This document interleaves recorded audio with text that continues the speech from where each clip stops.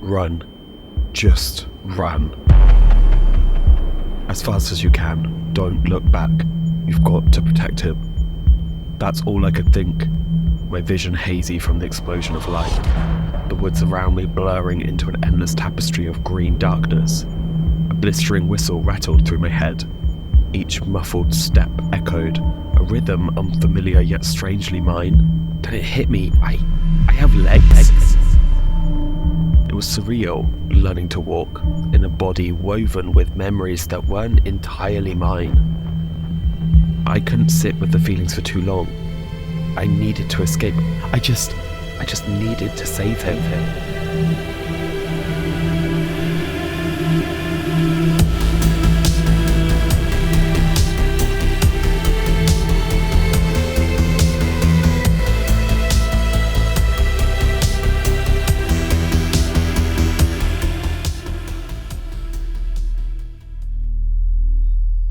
I awoke to the damp mist of the swamp, disorientated and unsure of how I arrived here. The air was thick with an unsettling silence broken only by the croaking of unseen creatures. As I stumbled through the swamp's fog, destiny led me to this forsaken place, a small, abandoned witch hut. It's far from luxurious, but it will serve as a temporary refuge.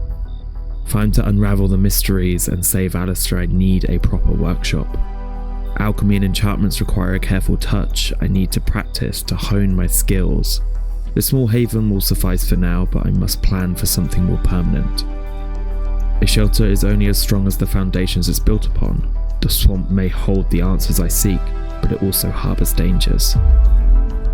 I knew I needed some of the basic essentials. Number 1, tools and armour.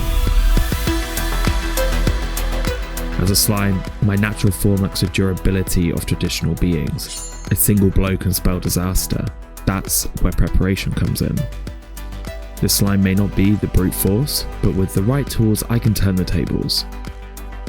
Each strike against me is a reminder to adapt and evolve. Strength is relative. For me, it's about being nimble, quick-witted and well-equipped. But tools alone won't sustain me. I need more than just the means to defend myself. I need substance. Next, food. I knew I needed to keep our energy up and aid in healing. A humble garden, nourished by the swamp's essence. I built it myself with crops and herbs I'd gathered during my daring adventures. I've even reared some animals. Cows, mostly. But in the misty haze, I found this little guy. I think we both just needed a friend. Travelling through the swamp on horseback will make life a lot easier and keep me out of reach of mobs. You shall be called Paragon. Raw ingredients are a start, but that's not enough, so I delved into the art of cooking. Chopping, frying, boiling became more than a necessity, it became a passion. I loved it. I began experimenting more and more with different ingredients and flavours, becoming more confident in the kitchen. Maybe a carrot and some dough. Ooh, I know, some steak. I'm sure a potion of regeneration as a base can't go wrong. Sure, let's chuck it in. And then some rice, deep slate for a crunch, oak saplings for an earthy tone, sweet berries to sweeten it, and finally, why not gunpowder for a punch?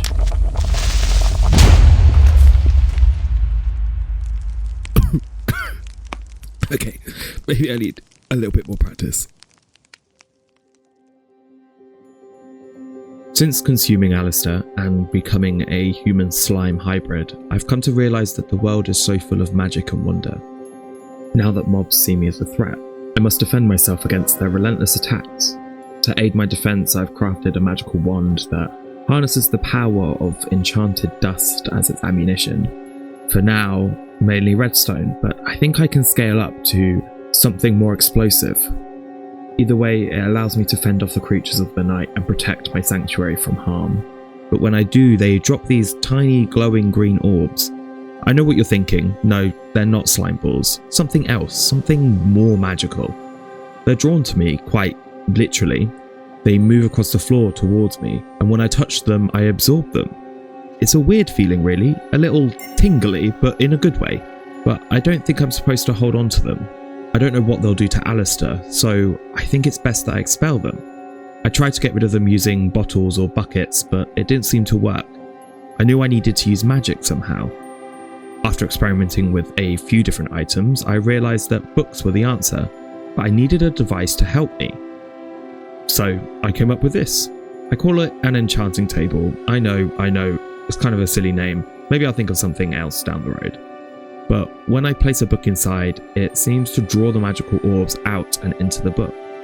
I think it's some sort of dark arcane exchange, but I don't question it as long as it keeps Alistair safe. I started small, but I came to realise the more books surrounding the table, the more orbs I could expel at once.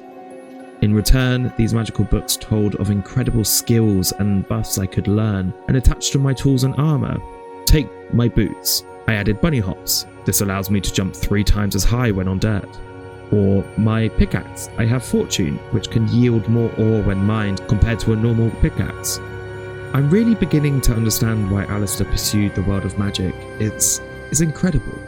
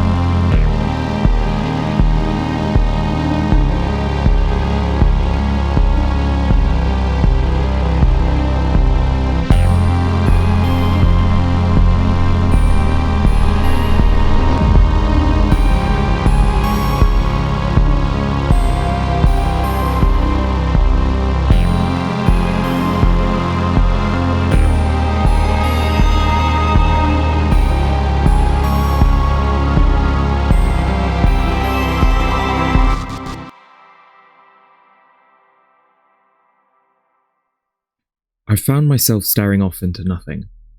Like a dream. Everything just stops and goes quiet. I stand and I stare. I don't know what I'm thinking of. I forget by the time I've shaken myself out of it. I put it down to sleeping in such a cramped little witch hut. Now that I've established myself here, I've already grown too big for it. It's probably time I forge a place of my own. A proper lasting haven that will fit my needs. But in order to do that, I need materials. Every material tells a story. Wood, strong and resilient, a foundation rooted in nature. Stone, enduring and unyielding, a symbol of stability. And clay, malleable, speaks of adaptation, a reminder that strength can be found in flexibility. As we lay the foundations and raise the walls of our base, we honour the stories of these materials, weaving them together to create a sanctuary that reflects our resilience, adaptability, and care for the world around us. I'll need lots of storage, walls of barrels and chests for all my items and ingredients, a library where I can continue to write about my story, store recipes and archive ancient magical scrolls. The shelves will bear the weight of the world's knowledge. A bedroom, a retreat into the quiet recesses of nature, where I can rest and rejuvenate for the quests that await. A kitchen, where I can continue to learn the art of cooking and blend flavours together, in hopes of one day, once this is all over, cooking for you. And finally, my spells and alchemy demand a workshop, a place where the arcane dances with the practical. As a slime, my inherent link to nature guides me in understanding how ingredients harmonise. It's not just mixing, it's about the flow, attuning to every essence of the swamp. This is more than a shelter, it's a manifestation of my journey, a convergence of nature, magic, and the quest for the unknown.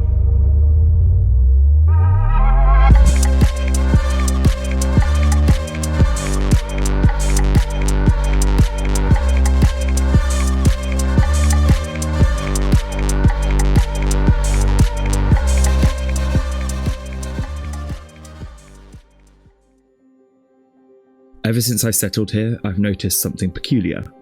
The swamp seems to be expanding and the vegetation is thriving. Maybe it's because my presence as a slime, or perhaps it's just nature reclaiming its territory. But regardless of the reason, one thing is clear. I can't stay out in the open like this. It's too risky. I need to take action to protect myself.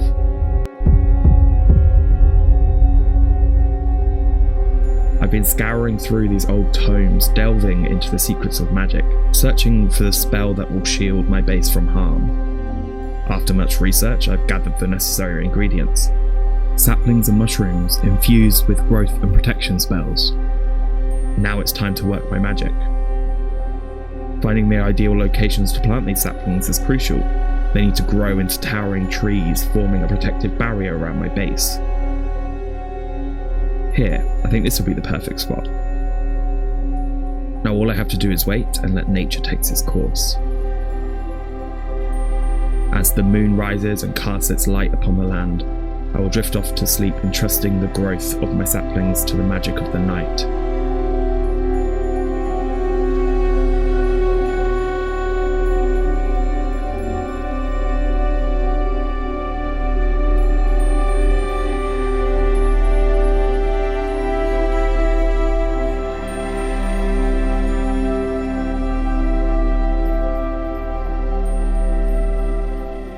I wait to find my base surrounded by towering guardians I've nurtured. The magic worked. My home is safe, hidden beneath the canopy of these magnificent trees. At least, for now.